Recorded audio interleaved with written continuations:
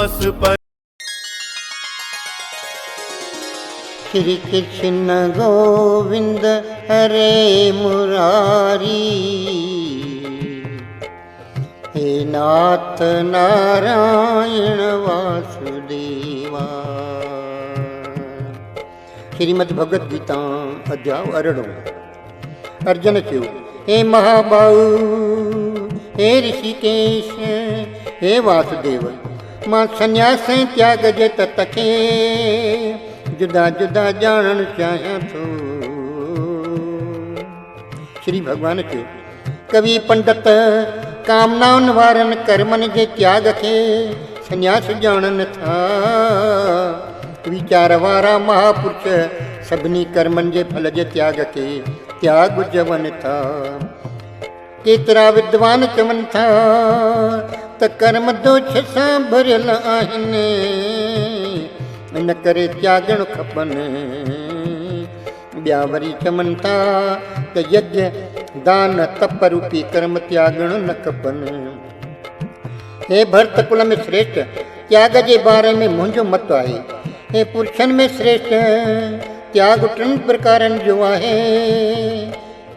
जो सात्विकी, राजसी, तामसी चयो वियो आहे। यज्ञ दान ऐं तप बुद्धिमाननि खे पवित्र कंदड़ आहिनि, उहे त्यागण न घुर्जनि। हे पार्थ, उहे कर्म ऐं ॿिया कर्म बि मोह छॾे फल जो त्याग करे करणु घुर्जनि। इहो मुंहिंजो मत आहे। लाज़मी कर्मनि जो त्याग न करण जो आहे, मोह करे उन्हनि जो त्याग करणु तामसी त्याग आहे। जेको कर्म दुख रूपी सम्झी शरीर जे कष्टनि खां त्यागजे थो, सो त्याग राजसी त्याग आहे। उन त्याग कंदे बि उन जे फल खे नथो पाइजे, इहो सच आहे। हे अर्जुन, जेको लाज़मी कर्म आसक्ति ऐं फल त्याग करे कयो वञे थो, उहो सात्विकी त्याग मञियो वियो आहे। जेको कामनाउनि वारनि रोकियल कर्मनि सां द्वेष नथो रखे, चङनि कर्मनि में जंहिंजो मोह न आहे, सो सतो गुणी संसेर ते ज्ञानवान ऐं त्यागी आहे, ईअं चयो वियो आहे। कामनाउनि वारनि खे चङो बुरो गाढ़ण 3 क़िस्मनि जो फल मोह खां पोइ बि मिले थो, पर सन्यासीअ कर्मनि जे फल त्यागींदड़ खे कॾहिं बि उहो मिले नथो। हे महाबाहु, सभिनी कर्मनि जे सिद्धीअ लाइ सांख्य सिद्धांत में 5 कारण चया विया आहिनि, उहे मूंखां ॿुध। पहिरियों अनुष्ठान या आधार शरीर, ॿियो कर्ता माना जीव, ॿियो न्यारा करण साधन, चौथों न्यारनि न्यारनि प्रकारनि जी चेष्टा, पंजों देव। इहे 5 कारण आहिनि। मनुष्य मन वाणीअ ऐं शरीर सां धर्म मूजिबि या उन जे उबतड़ कर्म करे थो, उन जा इहे 5 कारण आहिनि। उन हूंदे बि जेको अशुद्ध बुद्धीअ जे करे शुद्ध आत्मा खे कर्ता कर्म जो कंदड़ ॾिसे थो, उनखे उन जी ठीक ॼाण न आहे। उहो बेसमझ अज्ञानी आहे, जो सम्झे नथो। जंहिंखे कर्तापणे जो भाव न आहे, जंहिंजी बुद्धि निर्लेप निर्मल आहे, उहो पुरुष लोकनि खे मारे बि नथो, न को उन कर्म जे फल सां ॿधिजे थो। ज्ञाता ज्ञान ऐं देव इन टिनी जे संजोग मां कर्म परवर्ती थी थिए, ऐं कर्ता करण ज़रिए ऐं क्रिया उन्हनि टिनी करे कर्म ई थो थिए। ज्ञान कर्म ऐं कर्ता सांख्य शास्त्र मूजिबि 3 प्रकार चया विया आहिनि, उहे तूं ॿुध। जंहिं ज्ञान सां जुदा जुदा सभिनी भूतनि में हिकु अविनाशी स्वरूप बिना विरण जे ॾिसिजे थो, उहो ज्ञान सात्विकी ज्ञान सॾिजे थो। जेको ज्ञान सभिनी भूतनि में जुदा जुदा प्रकारनि जे अनेक भावनि खे न्यारो न्यारो ॼाणाए थो, उन ज्ञान खे राजसी ज्ञान ॼाणिजे थो। उहो ज्ञान जंहिं करे हिकु कार्य शरीर खे सभु कुझु सम्झिजे थो, उन में आसक्ति रखिजे थी, बिना सम्झ जे ख़सीस आहे, उहो ज्ञान तामसी चइजे थो। जेको लाज़मी कर्म फल जी इच्छा बिना राग उद्देश छॾे शंकर तिथि कर्तापणे जो भाव छॾे करे थो, उहो कर्म सात्विकी आहे। जेको कर्म घणे कशाले सां कामना रखी अहंकार द्वारा कयो वञे थो, सो राजसी आहे। जेको कर्म मोह अज्ञान विचां हानि हिंसा ऐं स्मृतिअ जो वीचार न करे कयो वेंदो आहे, सो तामसी कर्म कोठियो वेंदो आहे। जेको संग रहित मां न चवंदड़ धीरज ऐं उत्साह वारो कामयाबीअ नाकामयाबीअ में निरकार आहे, ख़ुशीअ रंज खां परे कर्ता कर्म कंदड़ सात्विकी चयो वियो आहे। रागी प्रीत वारो कर्म फल जी चाह न रखंदड़ लोभी हिंसा जे सुभाउ वारो ख़ुशी ऐं दुख में घेरियल कर्ता राजसी चयो वियो आहे। चंचल बेसमझ घमंडी दोलाबी आलसी ड्रेक कंदड़ कर्ता तामसी चयल आहे। हे धनंजय बुद्धि ऐं धीरज जा बि गुणन करे टे क़िस्म आहिनि, उहो मूंखां ॿुध। हे पार्थ, जेका बुद्धि प्रवृत्तिअ ऐं निवृत्तिअ, कार्य ऐं अकार्य, डप ऐं बेडपाईअ, बंधन ऐं मोक्ष खे ॼाणे थी, उहा सात्विकी आहे। हे पार्थ, जंहिं धारणा द्वारा धर्म अधर्म कार्य अकार्य ठीक रीति नथो ॼाणजे, उहा बुद्धि राजसी आहे। हे पार्थ, जेका बुद्धि अधर्म खे धर्म जा मञे थी, सभिनी ॻाल्हियुनि खे उल्टो सम्झे थी, सा तामसी आहे। हे पार्थ, योग द्वारा जंहिं विचार धारा सां मन प्राण इंद्रियनि ऐं कर्मनि खे मनुष्य धारण करे थो, सो सात्विकी आहे। हे पार्थ, फल जो कांखी संग में घेरियल जंहिं धारणा द्वारा धर्म अर्थ ऐं काम खे धारण करे थो, सो धीरज राजसी आहे। हे पार्थ, दुष्ट बुद्धीअ वारो जंहिं धारणा द्वारा निंड चिंता भव दुख ऐं अभिमान खे नथो छॾे, उहो धीरज तामसी आहे। हे भारत श्रेष्ठ, हाणे मूंखां सुख बि टिनि प्रकारनि जो ॿुध। जंहिं सुख जे अभ्यास करे आनंद मिले, दुखनि जो अंत अचे, जो पहिरीं वेझां भासे, जंहिंजो नतीजो अमृत रूप आहे, जो आत्म ॿुद्धीअ जे कृपा सां पैदा थियो आहे, उहो सात्विकी आहे। जो सुख विषयनि ऐं इंद्रियनि जे संजोग सां मिले थो, सो पहिरीं त अमृत जहिड़ो भासे थो, पर उन जो नतीजो दुख जहिड़ो आहे, उहो सुख राजसी सुख चयो वियो आहे। जेको पहिरीं भोगण वक़्तु पोइ आत्मा खे मोहे थो, अज्ञान में विझे थो, उहो निंड आलस ऐं परमाद जे पैदा करण वारो सुख तामसी आहे। वरी पृथ्वी या स्वर्ग तोड़े देवताउनि में अहिड़ो को प्राणी कोन आहे, जो प्रकृतिअ जे टिनि गुणनि तामसी राजसी सात्विक खां आजो आहे। हे परंतप, ब्राह्मणनि क्षत्रियनि वैश्यनि ऐं शूद्रनि जा संदन स्वाभाविक कम गुणनि मूजिबि धार धार आहिनि। शम मन जी शांति, दम इंद्रियनि खे वस में रखणु, तपस्या पवित्रता सहनशीलता आस्तिक बुद्धि, ईश्वर ऐं शास्त्रनि में श्रद्धा, ज्ञान ऐं विज्ञान ब्राह्मण जा कर्म आहिनि।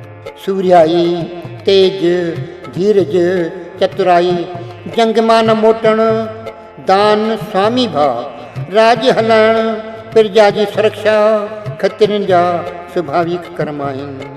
खेती करणु, गौनि जी पालना करणु, वण जो वापारु करणु वेश्यनि जा स्वाभाविक कर्म आहिनि। पंहिंजे पंहिंजे कर्म में लॻल मनुष्य सिद्धीअ खे पाईंदो आहे, पंहिंजे कर्म में लॻल जीअं सिद्धीअ में पाइनि था, सो मूंखां ॿुध। जंहिं मां सभिनी जीवन जी उत्पत्ति थिए थी, जंहिं मां ही सारो जगत व्यापी रहियो आहे, उनखे पंहिंजनि कर्मनि सां पूॼे मनुष्य सिद्धीअ खे प्राप्त कंदो आहे। गुण रहित पंहिंजो चङी रीति कयल धर्म बि ॿिए धर्म खां चङो आहे। जेको स्वाभाविक लाज़मी कर्म करे थो, सो मनुष्य पाप खे न पाईंदो आहे। हे कुंती पुत्र, द्वेष सां भरियल बि स्वाभाविक कर्म त्यागण रवा न आहिनि, छाकाणि त जीअं अग्नि धुएं सां ढकियल आहे, तीअं सभु कर्म कंहिं न कंहिं दोष सां भरियल आहिनि। हर तरह आसक्ति रहते, बुद्धीअ वारो इच्छा रहते, पाण खे वश कंदड़, संन्यास सां परम नए कर्म कंदड़ सिद्धीअ खे प्राप्त कंदो आहे। हे कुंती पुत्र, सिद्धि प्राप्त थियल जीअं ब्रह्म खे पाए थो ऐं ज्ञान जी परम निष्ठा आहे, सा बि मूंखां थोरे में सम्झ। शुद्ध बुद्धीअ वारो धीर्य सां पंहिंजे अंतःकरण खे वस में करे, शब्द वग़ैरह विषयनि खे त्यागे, राग द्वेष खे नाश करे, एकांत में रहे, घटि खाए, मन वाणी शरीर खे बि वस में करे, ध्यान योग में लॻी करे नित्य वैराग खे प्राप्त करे, अहंकार बल घमंड काम क्रोध ऐं सग लागा पार त्याग करे, ममता रहत शांत पुरुष साक्षात्कार जे योग्य थिए थो। ब्रह्म में स्थित प्रसन्न चित वारो न छोक करे थो, न इच्छा करे थो, समान भाव सां मुंहिंजे भरपतीअ खे प्राप्त करे थो। भक्तीअ द्वारा मां कहिड़ो आहियां, मूंखे यथार्थ ॼाणे थो। उन भक्तीअ सां मूंखे पूरी रीति ॼाणे, हिकदमि मूं में लय थी वञे थो।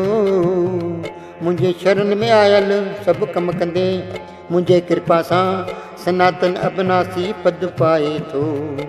मन सां सभु कर्म मूंखे अर्पण करे, मुंहिंजे शरण वठी, ज्ञान योग जो आधार वठी, तूं सदाईं मूं में चित लॻाए, पोइ मुंहिंजे कृपा सां सभिनी मुश्किलातुनि मां तरी पार पवंदे। जेकॾहिं अहंकार विचां चयो न मञीदे त नास थी वेंदे। जे अहंकार करे ख़्यालु कंदे त मां जंग न कंदुसि, त उहो तुंहिंजो निश्चो कूड़ो आहे, छाकाणि त तुंहिंजो खतरी सुभाउ तोखां ज़ोरीअ जंग कराईंदो, इहा पक आहे। हे कुंती पुत्र, जेकी तूं मोह करे करणु नथो चाहीं, सो बि स्वाभाविक कर्म सां ॿधिजी कंदे। हे अर्जुन, ईश्वर सभिनी प्राणियुनि जे हृदय में रहे थो, जो माया सां सभिनी जे शरीर खे फेराए थो। हे पार्थ, सभिनी प्रकारनि सां परमात्मा जी शरण वञ, उन जी कृपा सां परम शांति परम धाम खे प्राप्त कर। उन रीति ॻुझे में ॻुझो ज्ञान मूं तोखे ॿुधायो आहे, उहो पूरी रीति वीचारे जीअं चाहीं तीअं कर। तूं सभ खां वॾे में वॾी ऐं ॻुझ भरियल परम वचन खे ॿुध। तूं मूंखे प्यारो आहीं, इन करे वरी ॿुध। मूं में मन धार, मुंहिंजो भगत थी, मुंहिंजी पूॼा कर, मूंखे नमस्कार कर, इन रीति मूंखे तूं हासिल कर। या तोला सची प्रतिज्ञा थो करियां, छो त तूं मूंखे बिल्कुलु प्यारो आहीं। सभु आसरा त्यागे फ़क़ति मुंहिंजे शरण में अचु, मां तोखे सभिनी पापनि खां मुक्ति ॾींदुसि, तूं को शक न करे। ही ज्ञान उनखे कॾहिं न ॿुधाइजे जो तपस्या नथो करे, या भक्ति नथो करे, या ॿुधणु नथो चाहे। जेको मूं में परम भक्तीअ सां ही बिल्कुलु ॿुझो ज्ञान मुंहिंजनि भक्तनि खे ॿुधाईंदो, उहो पक ई मूंखे पाईंदो। मुंहिंजनि भक्तनि खे ही ज्ञान ॿुधाइण खां वधीक न त मूं लाइ ॿियो को वणंदड़ कमु आहे, ऐं न ई माण्हुनि में उन कम खां कंदड़ खां वधीक मुंहिंजो ॿियो को प्यारो इन भूमीअ ते आहे। असां ॿिन्ही जे इन संवाद रूपी धर्म जो जेको अभ्यास कंदो, उन रस्ते ज्ञान यज्ञ द्वारा मुंहिंजी पूॼा भक्ति थींदी, इहो मुंहिंजो मत आहे।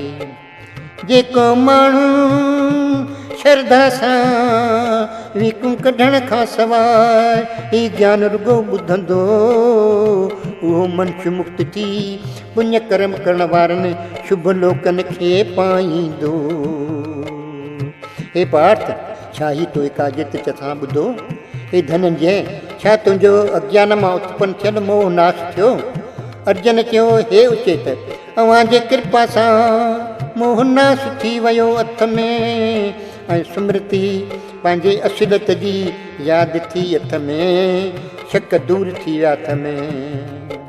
हाणे अव्हां जे वचन जी पूरी तरह सां पालना कंदुमि। संजय चयो, उन रीति मूं वासुदेव ऐं महात्मा अर्जुन जो ख़ुशीअ विचां वार खड़ा कंदड़ समाद ॿुधो। व्यास जी कृपा सां मूं परम ॿुझ भरियो योग ख़ुदि योगेश्वर श्री कृष्ण खां ॿुधो। हे राजन, श्री कृष्ण अर्जुन जो कल्याणकारी ऐं अजीब संवाद वरी वरी यादि करे वरी वरी ख़ुशि थियां थो। हे राजन, श्री कृष्ण जे उन बिल्कुलु अजीब रूप खे बि वरी वरी यादि करे वॾे अजब में पवां थो ऐं ख़ुशि थियां थो। जिते योगेश्वर श्री कृष्ण आहे, जिते धनुषधारी पार्थ अर्जुन आहे, उते लक्ष्मी शोभ विभूति ऐं अचन नीति आहे। अहिड़ो मुंहिंजो मत आहे। ओम तत्सत। मोक्ष संन्यास योग नाले 18 अध्याय पूरो थियो।